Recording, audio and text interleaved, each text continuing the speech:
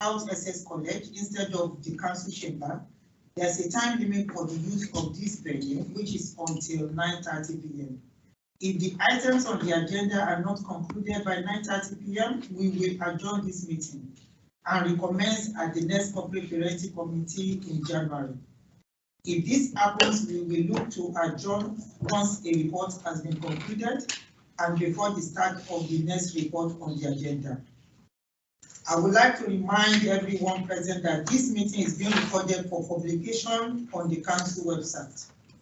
Officers attending virtually on Microsoft Teams, please use the raise your hand option when you wish to speak, and Kina will note this down and will let me know. Apologies for absence. Thank you, Chair.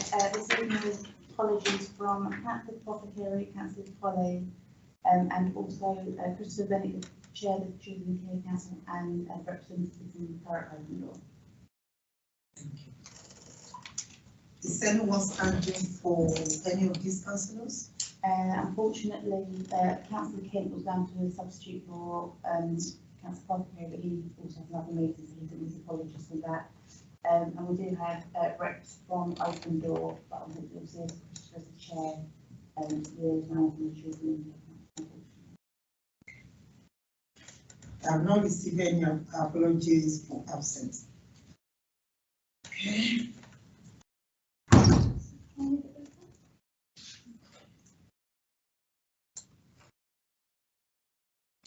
Item 2.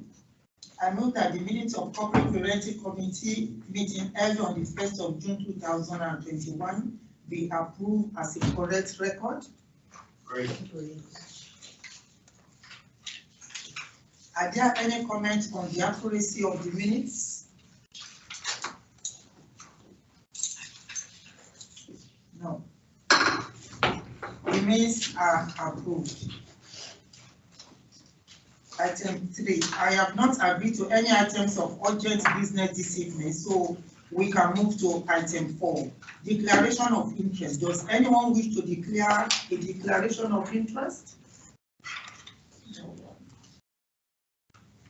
Thank you. Item 5, children's social care performance. Quarter 1, 2021/22. Mandy Moore, can you please introduce the report? So Mandy's not available to introduce the report, so I'm going to. So you're going to engineer. Thank you. Good evening, everybody. I'm Janet Simon. I'm the Assistant Director of Children's Social Care and Early Health.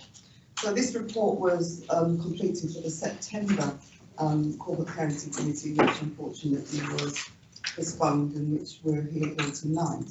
And so it's for quarter 1. So there's quite a lot of this data is now out of timescale. So what I'll do is a quick highlight of it rather than go through the whole report. And if anybody has any questions, that'd be great. So at the point of the report being written, there were 296 children looked after and 298 care leavers. So as of today, I think we have 311 children looked after. The data that's in this report is used to plan and understand the work and performance in children's social care. In terms of unaccompanied asylum seekers, which makes up a proportion of our looked after children. When the report was written, there were 24 unaccompanied asylum seekers. As of today, there are 36. One of the issues as a result of COVID has been protracted proceedings during in the last year or so, so we know that there's been a delay in proceedings for some children and outcomes.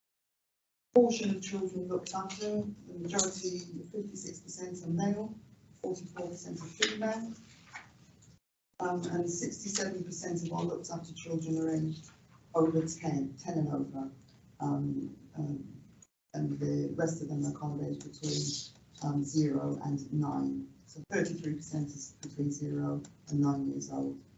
In terms of children with disability, around 7%, 21 of our children looked after have got disability. And in the first quarter of 2021-22, 4 of Thurrock's looked after children were remanded into custody relating to youth violence. There's some information around missing episodes. So for the first quarter this year, 119 missing episodes relating to 34 children. We're working to improve performance in the area of return on interviews to make sure that young people are seen by the right person at the right time.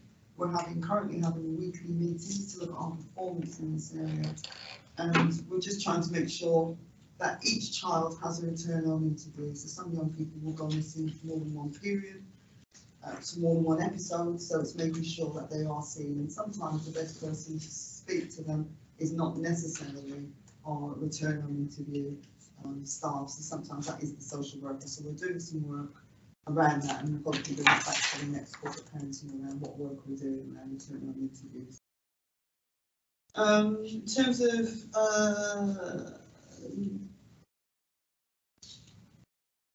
youth detention, you can see that there's an overrepresentation of black and minority ethnic children.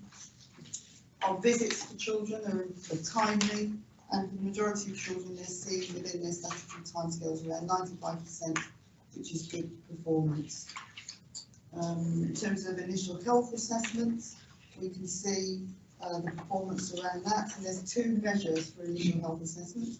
The first measure is that we make a referral to our health colleagues within 5 days of the child coming into care, and the second measure is around children having an initial health assessment within 20 days of coming into care.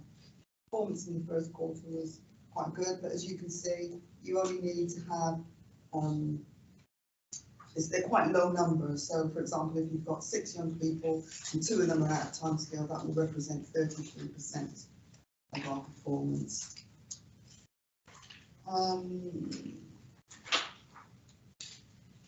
So in terms of where our children are placed, we can see that at the end of June 21, 68%, nearly 70% of our children were placed within 20 miles or less from their home.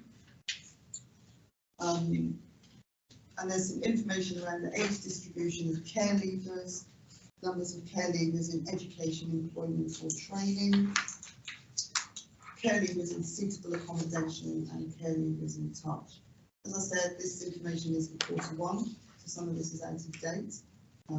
So any questions? Thank you, Janet. Do you member have any comments or questions? Just a point of clarity. In your opening statement, you gave the number of unaccompanied asylum seekers as 35, but on this report it's 31. Now this agenda was from September, so I'm guessing that's just gone up since then. That's gone up. Thanks. And is that the case that all figures, we now have more up-to-date figures available? Yeah, so there'll be more up to date. Okay, can those be circulated? Yeah. Can they be circulated? Yeah, we can ask the PQBI to update this. Really, I think there'll be a report for the next committee as well, but we have obviously we put up to date. Okay, thank you very much. And thank you for the report.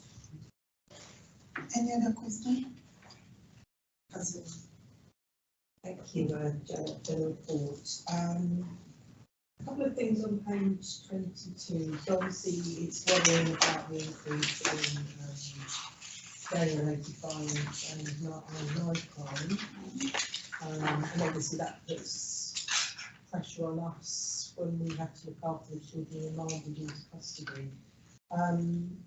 What's being done to address that, or what's been done since then to address this rise in crime and gang-related violence, and also what's being done to address the over-representation of BAME children in the criminal justice? So we are obviously looking at the over-representation. It's unusual, the numbers are unusual for Thurrock in the first quarter of this year. So we have, within our youth offending service, we have somebody who leads on child exploitation in gangs. We're currently recruiting to that post because the person is recently finished. But what they will do within our youth offending service is they will do what they call reachable moments. So identifying young people who may be at risk of CE or being involved in gangs and trying to do some work with them to divert them away from that.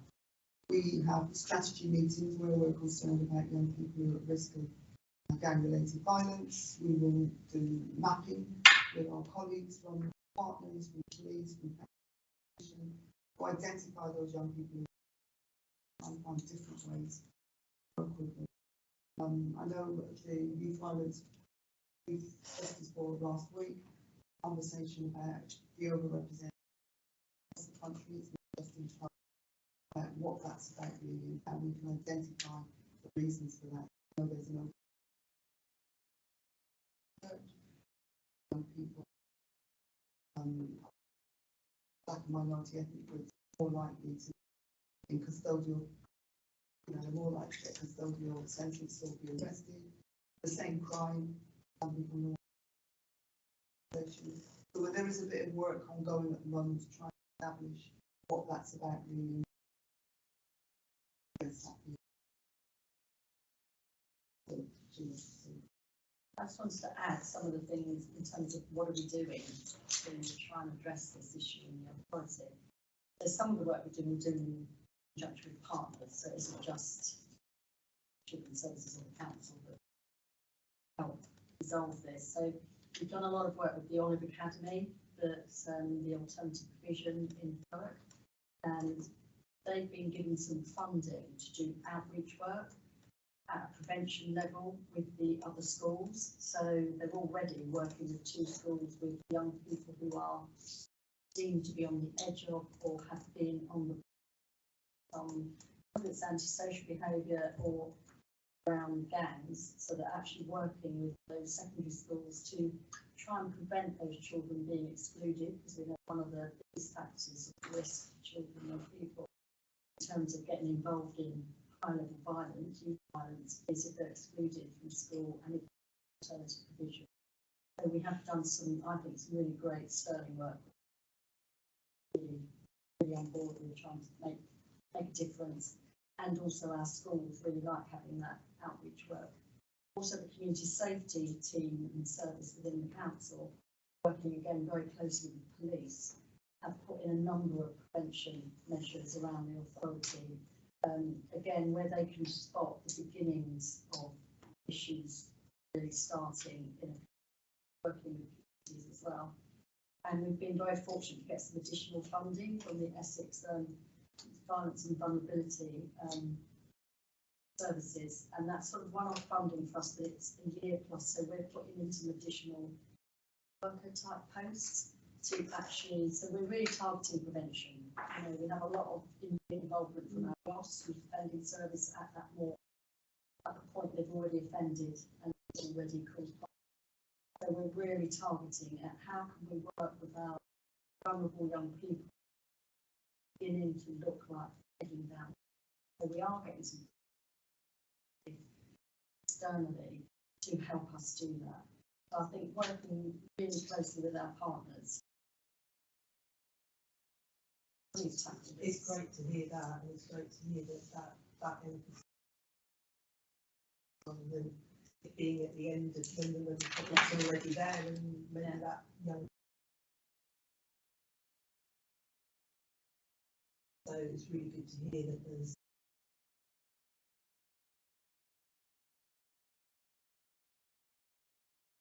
because we've got the statutory services with our youth offending services, the police, so we've got a lot of that already in place, but I think we don't want it to reach that point. We want to be further downstream.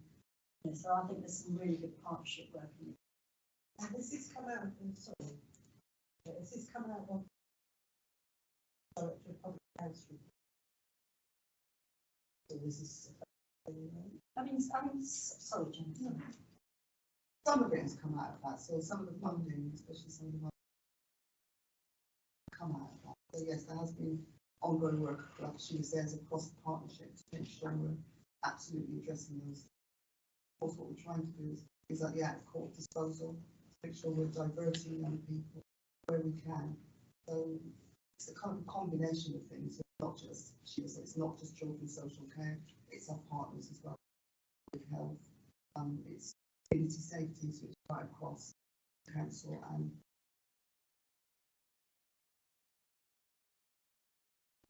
Thank you. I just want to ask a quick question. Is there any intervention between the council and the police and the criminal justice department? Because you mentioned something that young black men are more likely to be stopped by the police and more likely to be sentenced or put away by the courts and justice system. Is there anything within the council? Is there any way you can come between and make some, recommendation? So there is some scrutiny through our Youth Justice Board, which is attended by the police, by probation, and a range of agencies. Make sure that we're scrutinising that regularly, having a look at what that's about really, and how we can sort of reduce those numbers and make sure that we're targeting some of those numbers, make sure they're not actually coming to be given the support. Thank you.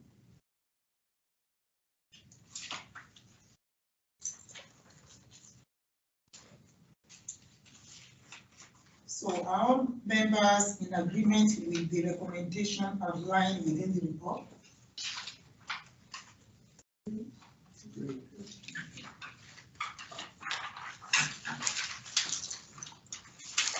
Item 6, adoption statement of purpose 2021. Dan Jones is not here, so we're going to take it. Oh, sorry, Towers on the screen. okay. Hello, Dan. Hello, good evening. I'm named Thurrock. Can you hear me? Yes, we can. I'm the strategic lead for the adoption services and for looked after children.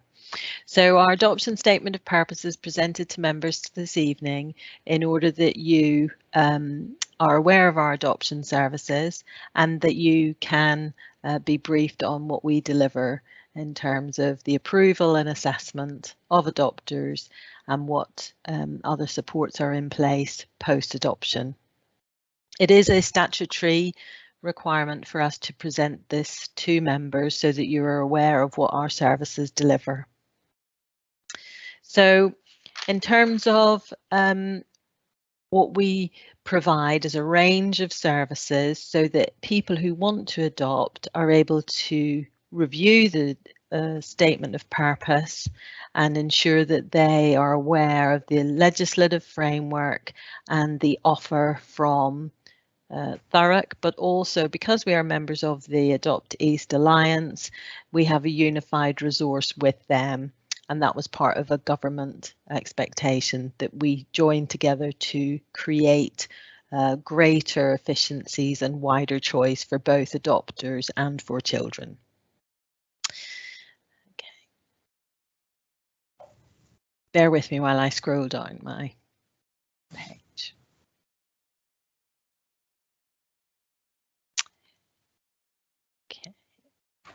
So in terms of what we aim to achieve, first and foremost, we want to ensure that the safety of our children is of paramount consideration, that we want to ensure that they have permanent alternative family and that we welcome without prejudice or discrimination families who would like to adopt children. We also have great consideration for the challenges for birth families as they progress through relinquishing their children for adoption, or in some cases where we've had to go to court to obtain orders so that as a result of them being unable to care for their children. So in terms of how we want to deliver our services, we want to ensure that they're timely, that we've got a good pool of adopters, and that the skills of the staff who are undertaking the adoption work is appropriate. We offer counselling and advice, and we have an offer of interagency adoptions, post-special guardianship order support, and also post-adoption order support. I did want to highlight to members particularly some of the new cultural and practice changes in social work which relate to 4.13. So we've always recognised the importance of continuing contact for children with their birth families, and we do make arrangements and have a contact service post-adoption. But But with the changes in adoption and a more open society, there is a focus across adoptees and nationally with the judiciary to support adoption that is more open. So we're looking at where we can more face-to-face adoptions. And as we recruit adopters, we will be having increasing conversations about the benefits of direct contact when we're placing children, and this will support their identity needs. And of course, this will all be contained within a risk assessment, so where it is safe and in the child's best interest to do so.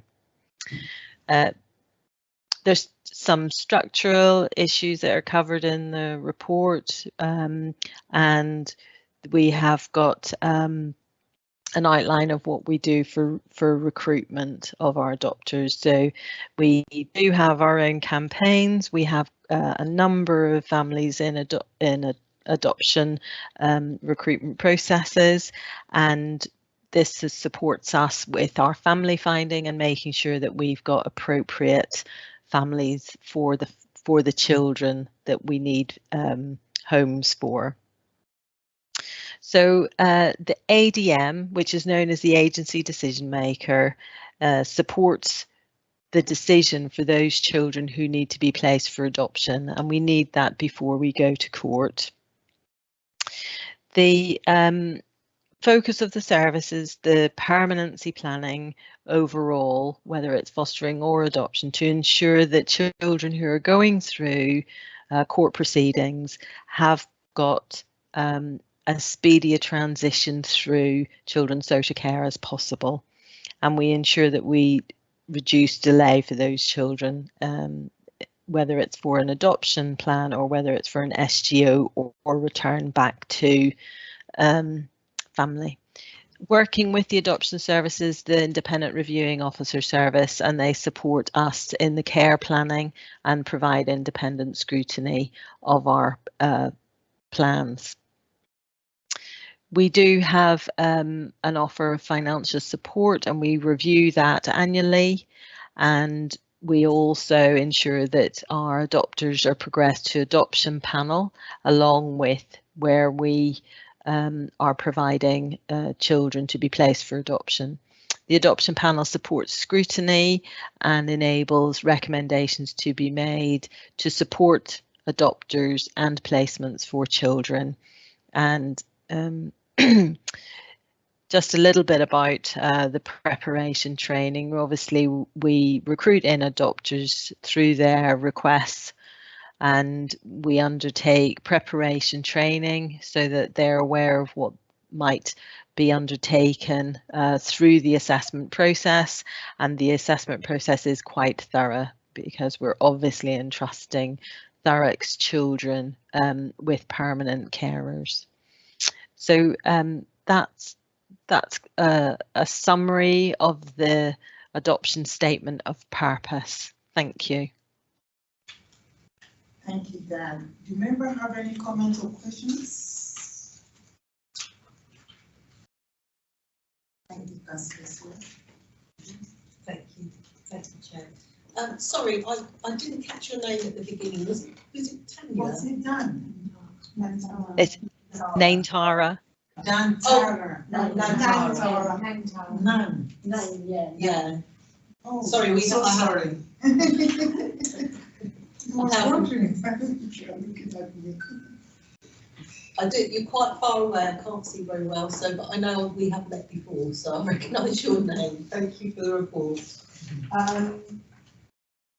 Just to give us a kind of idea. Well, first of all, this is probably just to check it is a typo, but the adoption statement that we got was 2019 to 2020. Is that just something that didn't get changed?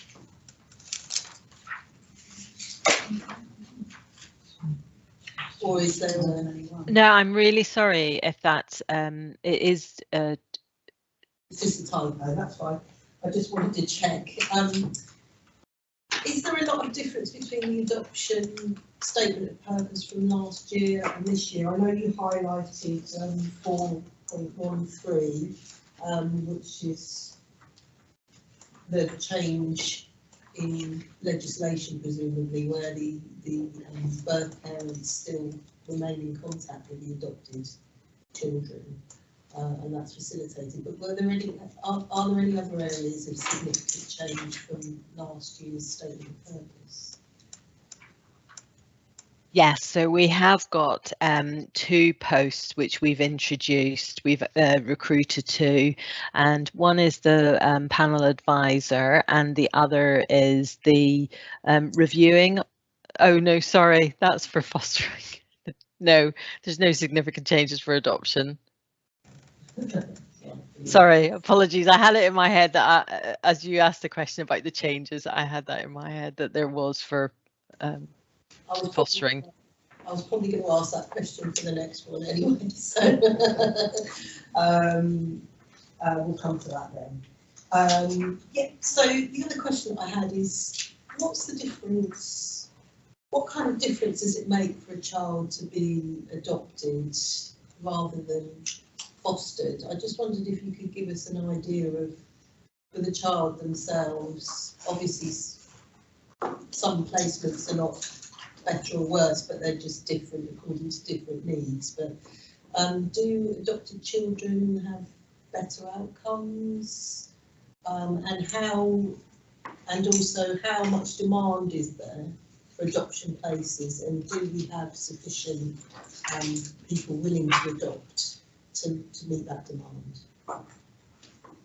Okay, so I'll start from your last question. Yes, we have got sufficient adopters to meet the needs of our children, and that has been enhanced because we're part of Adopt East. In terms of the difference between adoption and fostering, there are very significant differences. So in terms of the law, there's a different welfare checklist that social workers adhere to, and we specifically have to address an adoption welfare checklist when we write to court to ask for a child to be adopted. Adoption severs all previous relationships in law, so it's all familial relationships that are prior to an adoption order are severed once the adoption order is made, and that includes siblings, parents, grandparents. So it's a very significant step to take. Adoption is lifelong, so once you're adopted, it's not as it would be in foster care that you become a care leaver and we have responsibilities for you up until the age of 25. Once you're adopted, you've got a family, you've got an extended family. We match you so that hopefully those extended family networks in your family are sustained, and you've got a very cohesive unit to support you going forward. If you remain in foster care, you remain part of the statutory expectations of a looked after child, which means some of your childhood is procedural. You must have a review health assessment, you must have an independent reviewing officer, you must have a transition plan. When you leave at 18, you become a care leaver. We try and keep in touch with you as a care leaver. We would hope that our young people would be in staying put arrangements and keep in touch with their foster carers, but it is not the same as being adopted, and the expectations are not the same as an adoptive family. The outcomes for adopted children are probably not as well researched as what we know about children who are looked after. So the government's got a very sharp focus on closing the gap, because there is always a gap between the population who are not looked after and the population who are looked after, and that is generally in relation to their educational outcomes. And as you've seen in the performance report, there the encouragement of our care leavers into EAT is an area that we continually need to focus on. So I can't categorically say yes, adoption means that more young people achieve academically or more young people are in employment, education or training, but I can say that those cohorts who are looked after, those cohorts of children don't do as well as those children who live with their families, which is what adoption tries to replicate. Thank you. Thank you. Any more questions? I just need a bit of clarification because I have reports here for Dan Jones. Well, she says she's Chair, so entirely strategic lead, Dan is an officer within the childcare, within children's services. He would have written the report, but Mentara is obviously the strategic lead, so she comes under Janet's team, so she could also be able to do the report. So there's no need for a name to appear on the, thank you. If there's no any other question,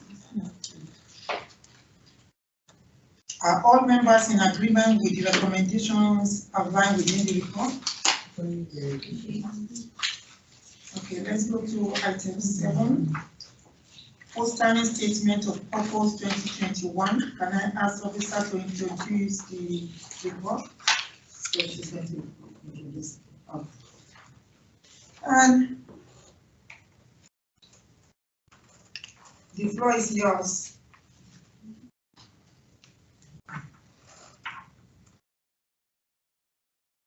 Thank you. So in terms of the fostering statement of purpose, this again is a statutory requirement which is outlined in our fostering minimum standards, where we must present this to members in order that you are aware of the services provided by our fostering department.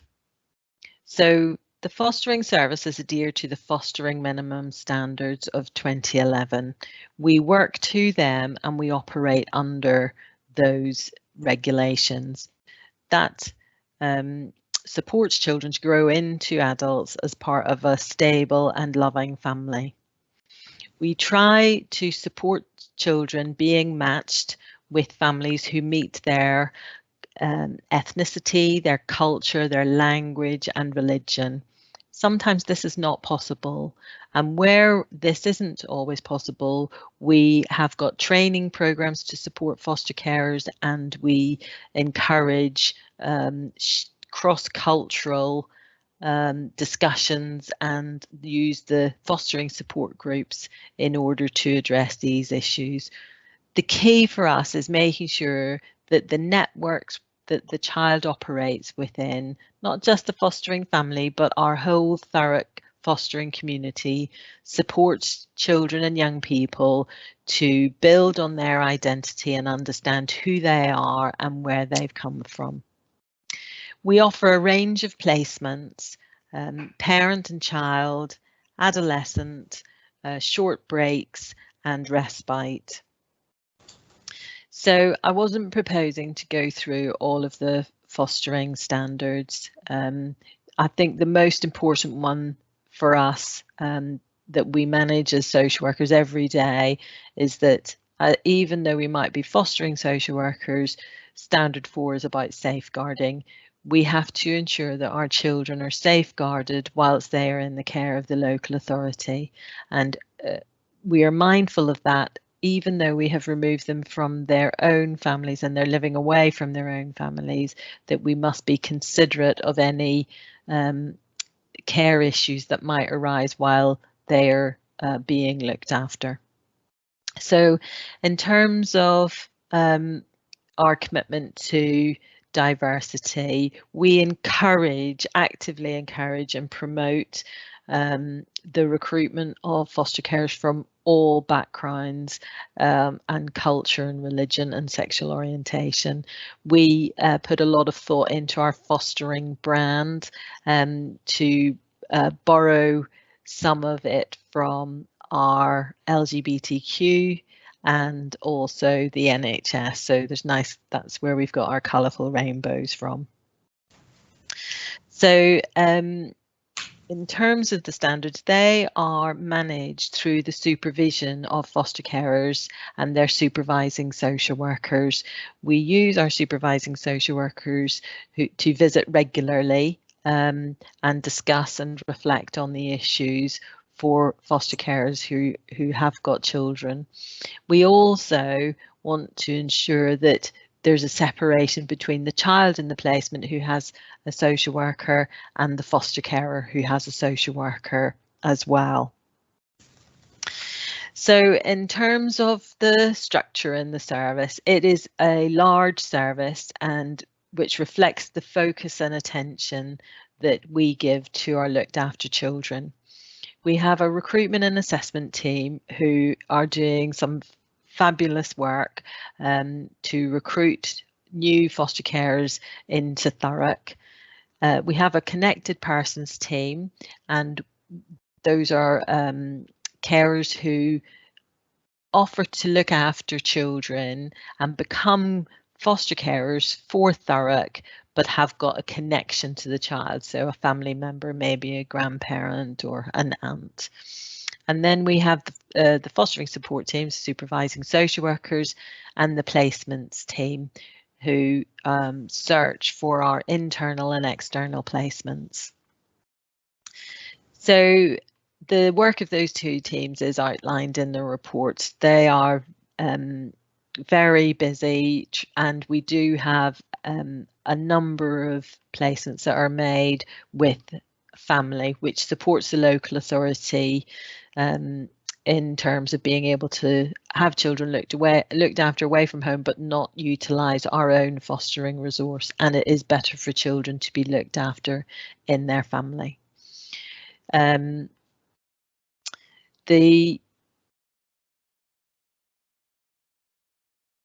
The two new posts which are different from last year is one is the panel advisor, and they do also advise on the adoption panel, and also the fostering reviewing post.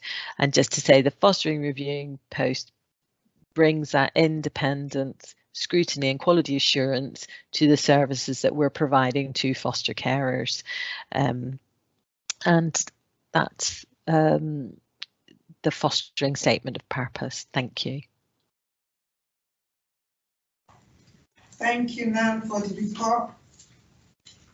Do members have any comments or questions? Thank you, Pastor Lloyd. Hey, thank you for your report. Thank you, Jeff. I was just, I heard you brought up the rebranding and that. We'll give you some, I'd say, hope that in the last corporate parenting meeting that would bring in more foster carers with the rebranding. Are there any early successes with that, or how's it going? I am pleased to say we have approved 5 fostering households since April. We have currently we've got 12 in assessment. That doesn't mean we'll necessarily have 12, but we have got 12 in assessment, and we have less inquiries but more going through to assessment, which means that what we're doing is focusing resource only to those people who see our advert, who want to become foster carers, are inquiring and then progressing into assessment. So we have increased our inquiries, and we're doing better than last year. Given it was a COVID year, so it was exceptional, but we're on track to meet 2019-2020. Okay, thank you. Any more questions? Thank you, Chair. Thank you, Tara. I'm just wondering, do you monitor where you get your inquiries from? So from which advertising resource? I mean, I've seen banners on Lodge Lane, for example. Do you sort of monitor where you're getting your inquiries from, where they've seen them? Yes, we are. We have got quite a lot of KPIs that we're tracking, and so that we can see what's most effective. What I will say is that since we developed the brand in about February, March, our approach has been we want to try everything. So we've put the banners out, we've got it on lampposts, we've got it on billboards, we've got it in different newspapers, we're online more. So and we're targeting those online outlets as well. So we want to see what's been most effective. Previously, it's been Facebook, has been very effective, and the other very effective resource is our foster carers, word of mouth. But in having discussions with other fostering agencies, they've moved all of their business online, and we used to do a lot of face-to-face. So we're just looking at how our online approach is being, how effective our online approach is. Thank you. Thank you. Just to follow up on Councillor Bigby's point there, you mentioned you've got a number of KPIs. Would they be able to be presented to this committee at all? Yes, I think that we will be able to do that. Thank you. Could we put that on the work programme? We'll do that later. Thank you. Thank you. What I just want to ask is that what are the incentives to attract someone to become a foster carer? What are the incentives you have for new foster carers? So our key incentive in Thurrock, which is an excellent offer, is that if you are living in the borough of Thurrock, we will, subject to criteria, offer to pay your council tax whilst you care for Thurrock children. That was a new initiative. We're very grateful for that, as are the foster carers. We also have an offer of our clinical psychologist who provides advice and support. We have a great fostering community. It's very supportive, and we have support groups as well as intensive supervising social work visits. Thank you. Thank you. Any more questions? Thank you, Tara. Thank you for the report. On page 65, you've got sort of a lot of aims and objectives on page 63, 64, and then a number of ways that you go about achieving those outcomes. So they're all great outcomes in that list. Can you give us an example of, for example, making sure you're looking after the right children at the right time for them in the best possible placements? How do you ensure that that's the case? So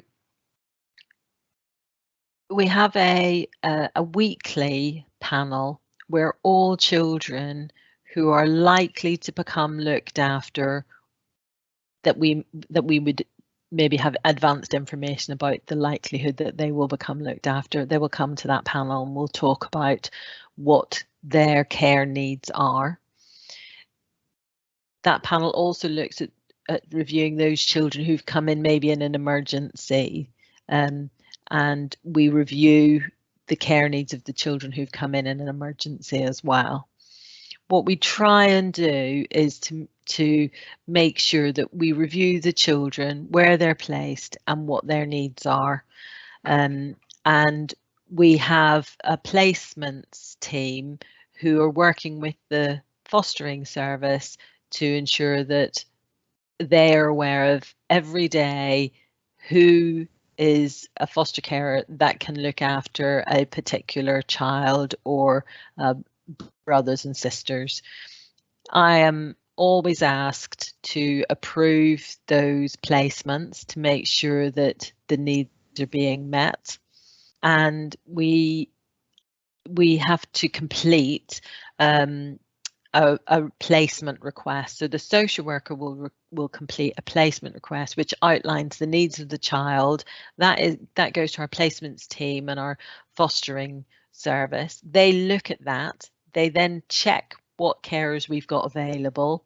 If we don't have our own carers and we're going out to an independent fostering agency, they will go to that agency and they'll say, this is the type of placement that we're looking for. And we really do try to make sure that we are placing children with appropriate carers. It has been more challenging lately because of the sufficiency issues with placements, and that's particularly for older children. But we do try, we work to place children together, and we work to make sure that they have appropriate contact arrangements with their family and with their brothers and sisters. Thank you. Thank you. Great to hear that the fostering target, because it's quite an ambitious target that you set yourselves. It's good to hear that the fostering target is making good progress. And before the meeting, actually talking to one of our wonderful fosterers, I wondered if you wouldn't mind sort of saying what it's like, the experience of fostering a child, so we can understand. Okay. We'll do this. Oh, okay. Start off. Okay. So we take on the call, and we also get told information about the child, so we can make a decision that we feel whether or not that child's going to make a good match within our own home as well. And we can agree or disagree with it either way. Normally we'll agree a lot of the time. I've not said no yet. So we tend to take on the placement, and then we'll see it through whatever path. I tend to do the under fives, so they're in the court proceedings. So they're going to go through and find out where they're going to end up at the end of their journey. So I'll see them through from when they first come in to when they leave, however long that may or may not be. So that is how it is. But no, it's a great job. It's a job that it's lovely. It's great. I can see by your face that it's something that you really love and enjoy. Yeah, I do. Even though it's nice to have a break. Oh, it's lovely having a break. I've got a break at the moment, but no, it's lovely having a break. It's probably why I look very fresh for this. But yeah, no, it's lovely having a break, but at the same time, I am very much looking forward to getting back. So it's slightly exciting, to be honest. The thought of you don't really know what's coming next, so there's a little bit of excitement there at the same time. So, but each case is different, and you take it as it's developed in front of you.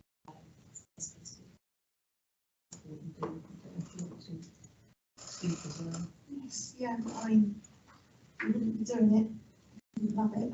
Because it's not easy. It's not an easy job, and it's not a job you do on your own. It's a job the whole family does. And when you take these young people on, you take them as part of your family, and that's what we want to do for them. We want to make them part of our family. Sometimes it's not easy because they don't want to be part of the family, which then brings up other challenges, and we just work through them as we go. Thank you. Appreciate what you do, and thank you, Nantara, for your answers. Thank you, Nan. Just for my own education, just to educate myself, somebody told me that they move those children around a lot. Maybe if they are with a foster carer for a year or two, they move them to another foster carer. Why is that instability? Why are they moving them around, or is it wrong information I have? We would try not to move. We would really like to be able to, as a child enters care, that we place them into a permanent, stable foster placement. But there are many reasons why after a year or any period of time, a child may move placement and home. It's their home. So they may move, councillor, but they may, but they may not. It really depends on how the foster carer and the child feel about living together. We have a lot of children who are claimed by foster carers. They might go in on a short-term basis. Whatever works, the foster carer and the child say, we want to stay. I obviously am missing the room nuances, but I could say something on that. So I work, my name's Laura Hall. I am here as a representative from Open Door, but I'm also a foster carer. So when I started fostering, I was just doing respite care, and I was just doing short-term respite, so weekends, school holidays, because I was working in the school. And then when I went on maternity leave, I was asked by another foster carer who couldn't look after someone as an emergency basis. She just rang me and said, I think it'd be perfect to come with you just for a short space of time until they decide what's happening. And I feel that you'd really be able to meet his needs. And he's still with me nearly a year later, and I'm now a full-time foster carer. So that's what I was like. So as they said, sometimes it's that matching, and it's also about us all talking as foster carers, that support system. By having that conversation and talking with another foster carer, she knew that his needs were a lot higher than they believed at the time, and that I was someone who she believed would be able to meet those needs. And yeah, so now he's looking at being long-term linked with us, so he'll hopefully be serving communities forever. That's good. That's really good. Thank you for all you do. Make the closing comment. Just a closing comment. Okay. Yeah, so I just wanted to quickly echo thank for everything you do. I was actually went through foster care myself, so I'd say how greatly appreciated it is, and that's to you as well. And it really does change lives.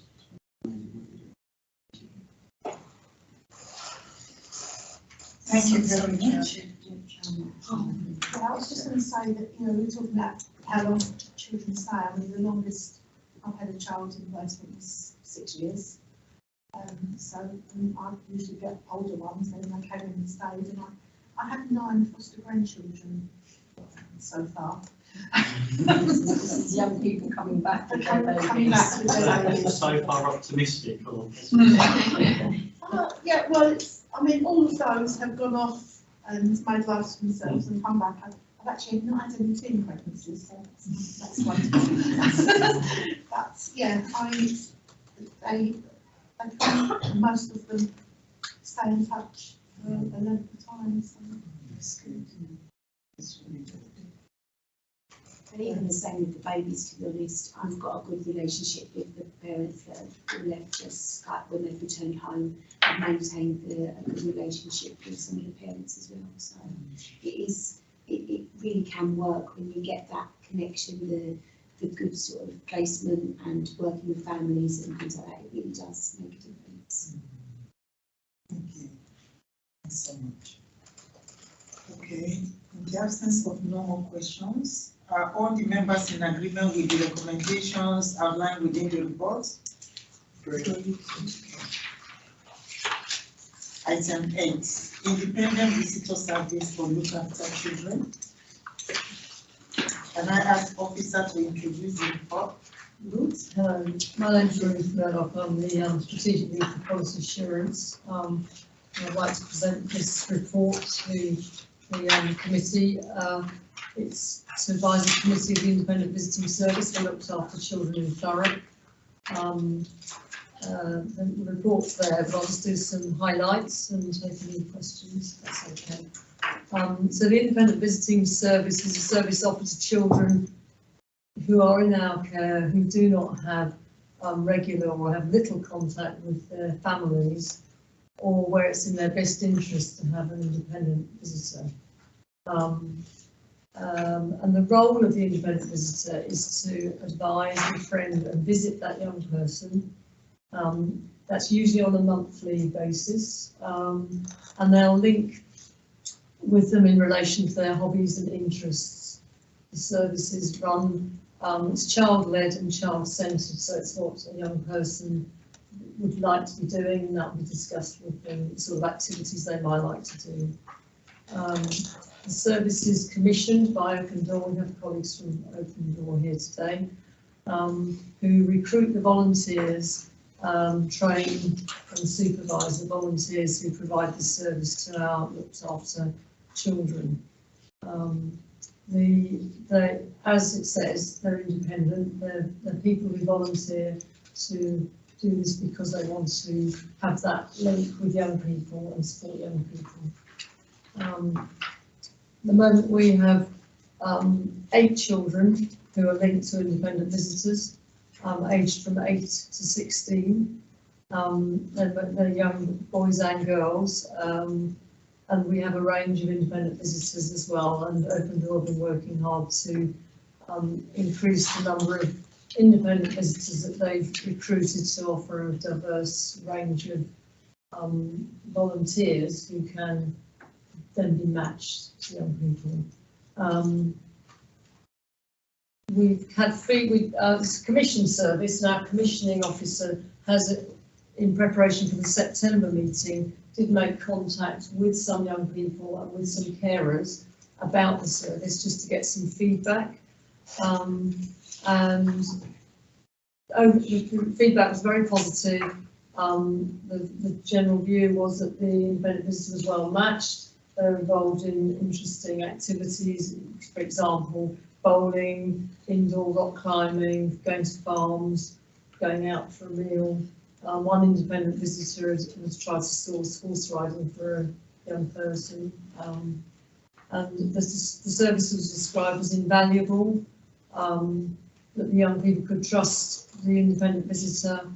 Some young people described that it made them happy and it made them laugh.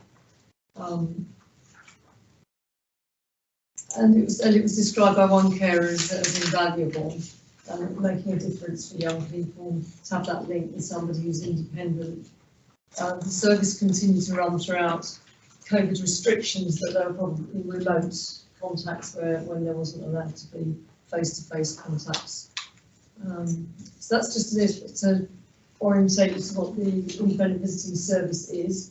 All young people who are in that position, and through their reviewing officers and their social workers and their carers, explore whether or not they'd like an independent visitor, and if they do, then that referral is made. And lots of young people wouldn't necessarily want that, and that's been described by our fostering colleagues. They might not feel that they need or want to have an independent visitor because they're part of the family and they don't feel that they want somebody else involved.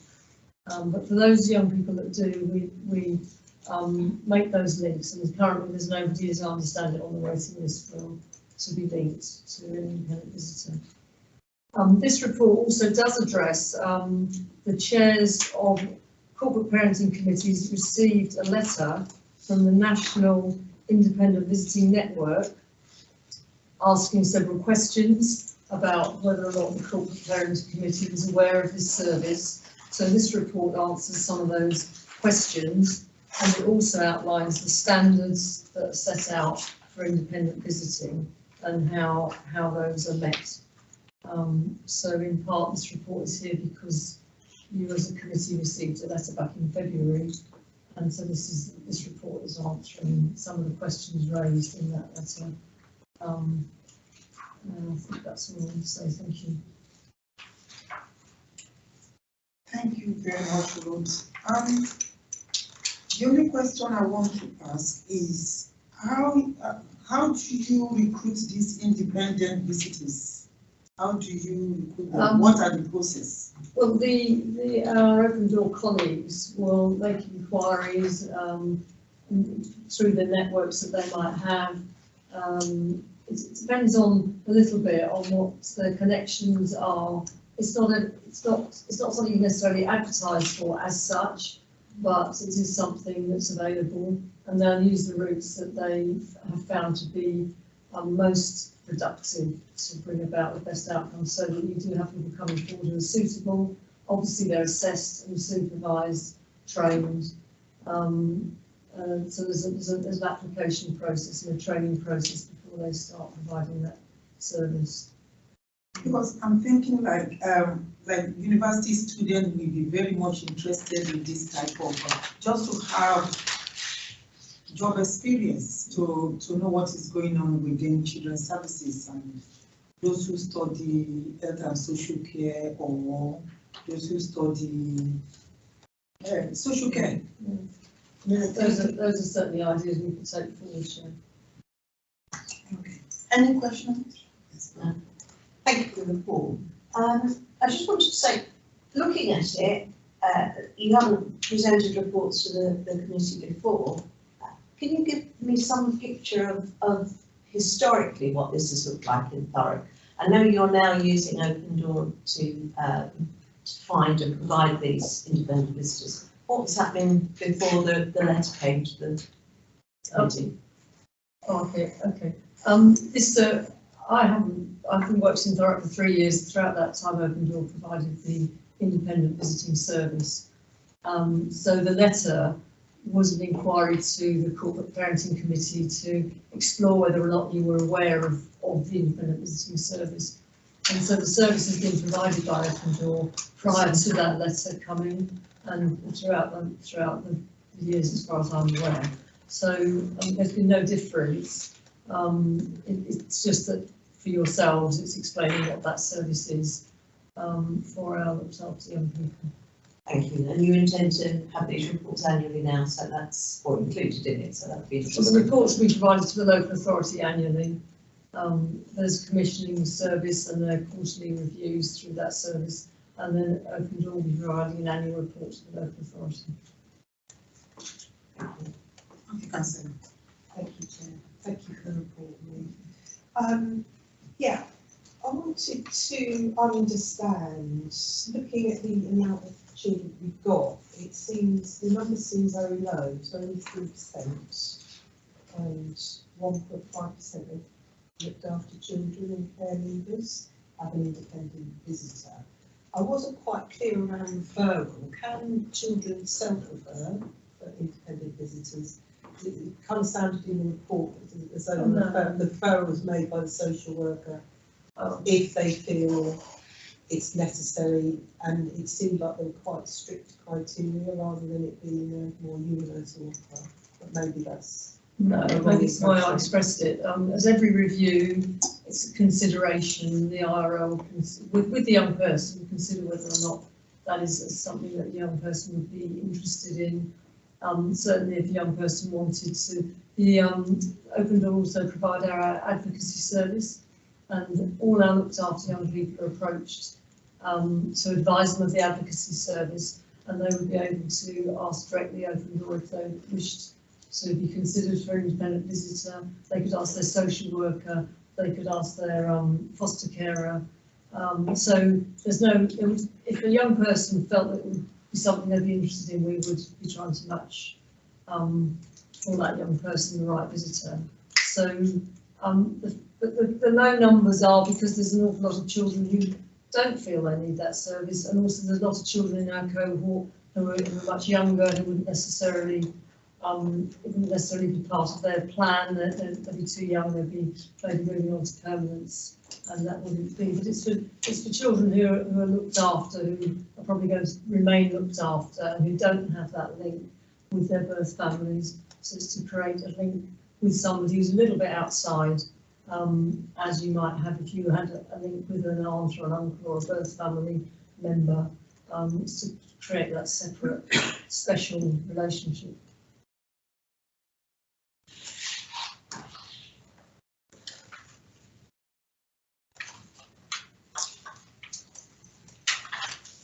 Thank you very much. What I'm thinking is that at what point do you come in? If somebody requested for your service, at what point? Is it when they get themselves into trouble, or And what type of support? The independent visiting service is offered to all children who are looked after. It's not linked to anything that's. Anything? No, Okay. it's linked to what meets their needs, what's in their interests, and whether they would feel they would benefit or would like to have somebody meeting with them independently on a monthly basis, doing special things with them, taking a special interest in them. So you could have a situation where a young person maybe does cooking with their independent visitor, or they might go out to eat, or they might go to a place where they would like to, spend time, like bowling or, sort of activities. So it's not to do with it's not something that would happen as a result of anything going wrong. Okay. It's to do with just creating a network around a young person that helps support them, and creates that special relationship. Thank you very much. Thank you. Is there any other comments from our councillors? No. Thank you. Thanks so much for your report. So we are now on item 9. Children. Yeah, so just for clarity, can I just check that everyone have your recommendations? Oh, yeah. Thank you. Children in Care Council updates. Okay, please. Yeah, so can I, as you can see, item 9 is the Children in Care Council update. Unfortunately, the chair of the Children in Care Council wasn't able to be here, and apologies. If members were happy with his approach, I wonder whether you have noticed to postpone it to the next meeting to give Christopher the opportunity to speak to himself. Obviously the reports have been from them. It's just an idea of me for Should we suspend item 9 then? Okay. Sorry, can I just add, so Laura is going to be taking over the Children in Care Council as a new member of staff, which is why she's here today, just to introduce herself, replacing Annie, who's previously come to these meetings. So the next meeting will be Laura with Chris, who can then present this. Okay. Thank you very much. So item 9 is suspended.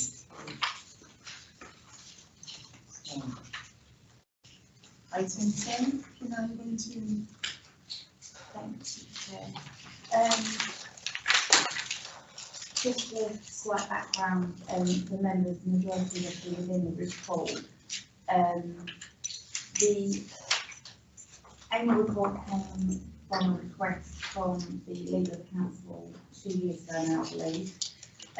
It's done in a similar way as the overview scrutiny annual report is reported to members. So, working with obviously with Sheila and with the chair of the committee, we pulled together a short report to outline, what is called parenting, how it's linked with members, what members can look at throughout the year, and just kind of give a brief overview of obviously what members have been looking into. That also then goes on to full council so that all members know and make the members aware of what the committee's been looking at. And yeah, so it's kind of just your comments on that. I think it's quite a nice thing actually that's come out of saying, no, it is obviously all members are corporate parents, so for you to share what you've been doing throughout the year, I think it's quite nice to kind of share that with members, and we link with the chair of the committee previously with the council of Ridgely. I don't know if that's what you want to say anything on it.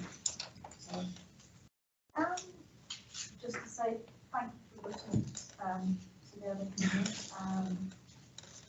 I think for the work of the committee is great, and it's also so good that people such as this evening, foster carers, come along and give us a real insight into what is actually going on, which is actually on the ground, rather than reading about things that happen within the council and the community, to actually get it from the horses out, so to speak, is fantastic. So So yes, thank you to everyone for all that hard work, really, all the councillors and also all the staff and volunteers as well. Thank you, Hannah, for summarising the reports. Yeah, I think that's it, Chair. Also just to say that unless members have comments, the report will be presented to Angles Council, not Council, the annual report goes to 1 minute before council meeting before. Okay. Is there any comments? No comment.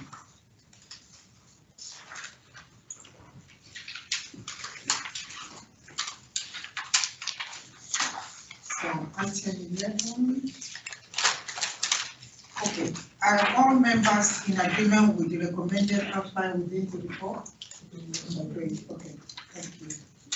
So item 11. We now move into the work program. The work program is included at pages 117/page and /118 of the agenda. Does anyone have anything they wish to add or amend? Okay, Councillor. It's like I said earlier, thank you, Chair. I will get that to say that straight away, eventually. So it's just I was after those KPIs for the fostering programme. I'd be okay with it being in March if because we've got quite a lot in January. So I'm quite happy for that to be in March. If all members are agreed on that. Is that all right? Well, I was wondering, because the sufficiency information was being delayed, Janet, we were going to move that, whether we wanted to put a short report for the fostering KPIs instead. Yeah. Yes, so the sufficiency report that's due to come in January, that's been asked to move because they're waiting for some information. They want to make sure they've got all the information to present. So that's the plan is to move it to March, so we can bring that in. Oh, we can put the KPIs in that. I'd also like to. Okay. I'd also like to propose. We had a visit from DFE representative Mark Liddell, MBE, who came. We invited him along to come and look at our care leaving service. So he leads on care leavers across the country, and we asked him to come and look at our care leaving service, and he came along earlier this month and made some recommendations around how that would link into corporate parenting. So I'd like to bring something to the next board in January to talk about that and to talk about how that will impact on the work programme and get the opinions from the committee. Sorry. This is a quick one. I think we're done now. Thank you, everyone. That concludes the business of the meeting this evening, and I now declare the meeting closed. The time is 8:01.